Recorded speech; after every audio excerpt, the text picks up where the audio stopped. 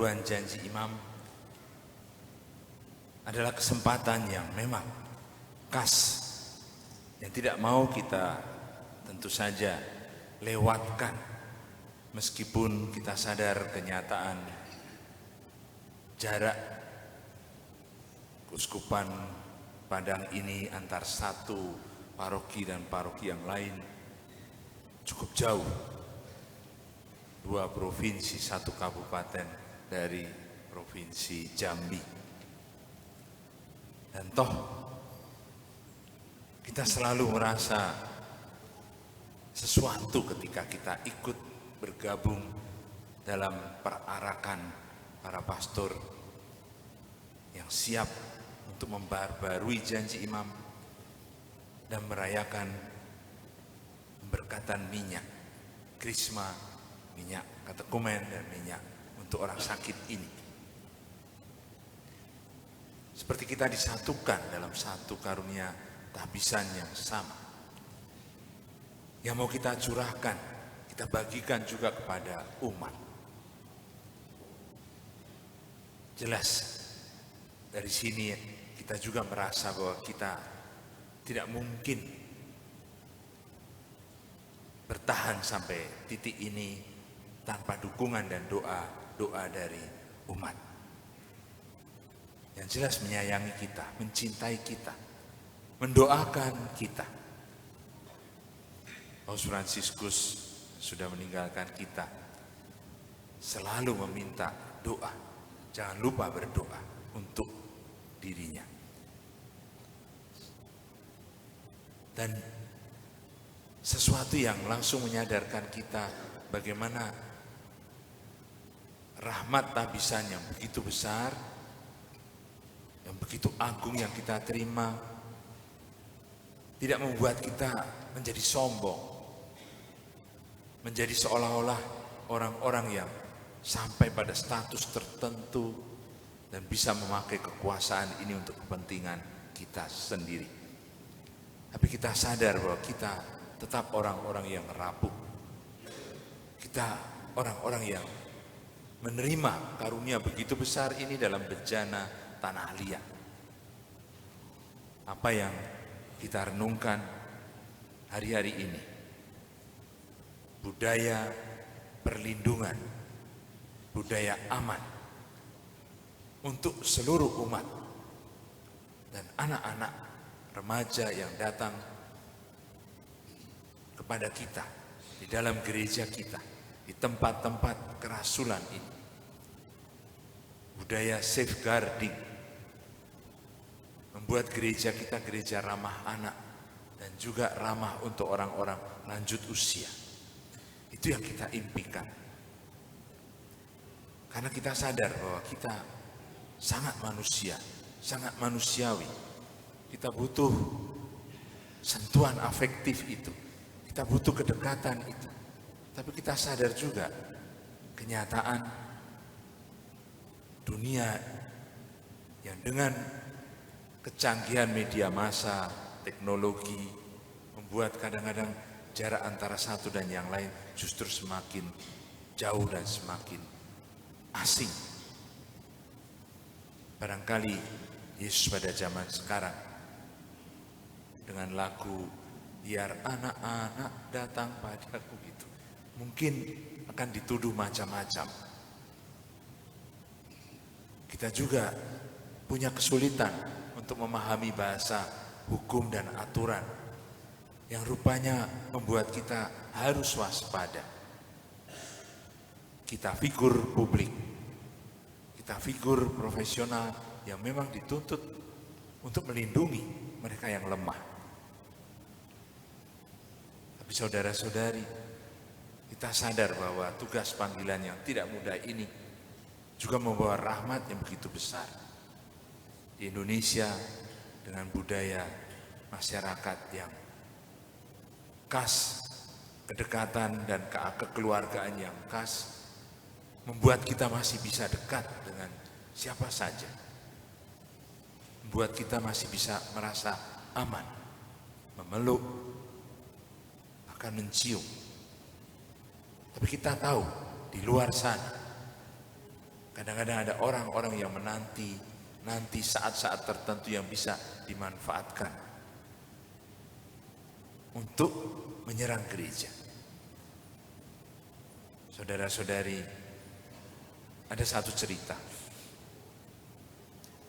Satu paroki yang jauh di pedalaman, tapi umatnya begitu unik.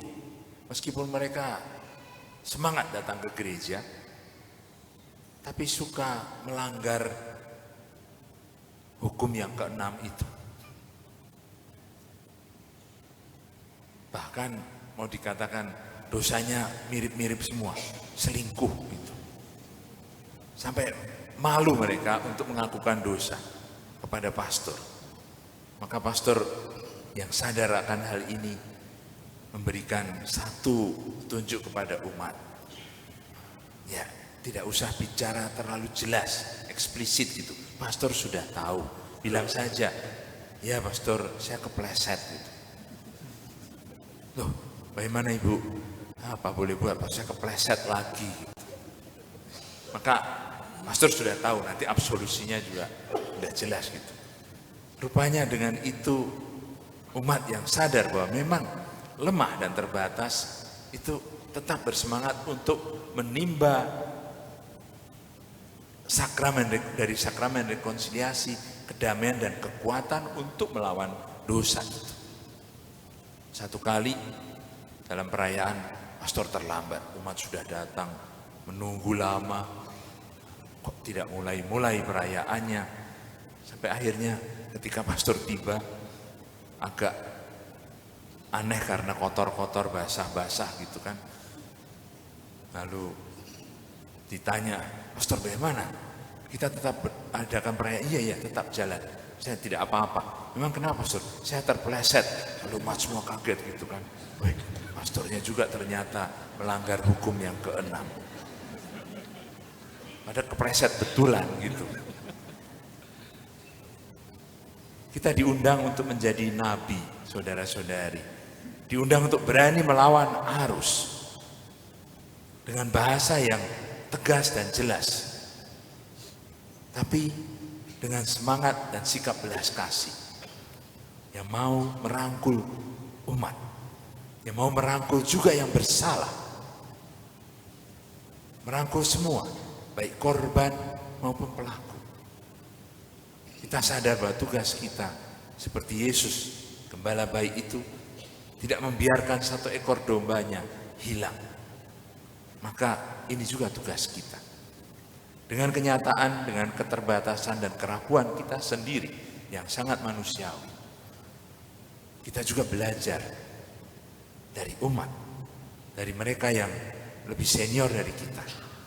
Pengalaman kejatuhan, bukan maksudnya jatuh cinta, itu juga jatuh gitu kan. Tapi orang sering bilang jatuh cinta itu sakit, pastor. Sakitnya di mana? Sakitnya di sini gitu kan. Karena ternyata kalau tidak bisa melepas itulah sakitnya. Tapi pastor pun kadang-kadang manusia biasa yang harus tahu artinya cinta. Bukan berarti hanya terus dengan aturan-aturan. Untuk bisa melaksanakan dan menerapkan belas kasih itu, kita harus punya hati, punya perasaan. Dan disitulah kita belajar dari umat, kita belajar dari mereka yang lebih dahulu punya pengalaman daripada kita. Kita belajar juga untuk jatuh, tapi kemudian bangkit lagi. Paus Fransiskus pada waktu terpilih, masih ada Paus Benediktus, Paus Emeritus sebelumnya. Maka ditanya, ada di dalam film The Two Popes itu, apa yang akan segera dilaksanakan? Warisan masalah yang besar adalah soal pelecehan dalam gereja dan keuangan Bank Vatikan. Dan rupanya banyak sekali pembaruan yang dibuat oleh Paus Fransiskus.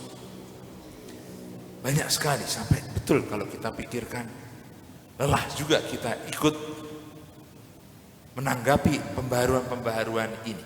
Tapi jelas bahasa kenabiannya, Kita butuh orang yang seperti ini memang pada zaman sekarang. Pada akhir hidupnya, sebelum meninggalkan kita, beliau meninggalkan tahun jubileum pengharapan ini dengan bula spes non confundit. Pengharapan itu tidak mengecewakan. Seperti mau mengatakan pada kita, tugas kita ini besar, PR kita banyak, kita tidak tahu apakah kita bisa merubah dunia yang memang betul-betul bobrok. Tapi kita punya pengharapan yang tidak mengecewakan itu. Dan kita mau terus berjalan, bahkan kalau perlu melawan arus, untuk mewartakan semangat kenabian yang sama, bahwa Tuhan mencintai kita. Seperti ensiklik yang terakhir yang ditulisnya, Dilexit Nos. Dia mengasihi kita. Betul, itulah pada tahun jubileum ini Bapak Suci meninggalkan pada kita ensiklik terakhir, hati Yesus yang begitu mengasihi kita. Marilah saudara-saudari, kita menjatuhkan diri dalam pelukan kerahiman ini, membiarkan diri kita juga dicintai supaya kita bisa belajar mencintai dengan sepenuh hati. Tuhan memberkati.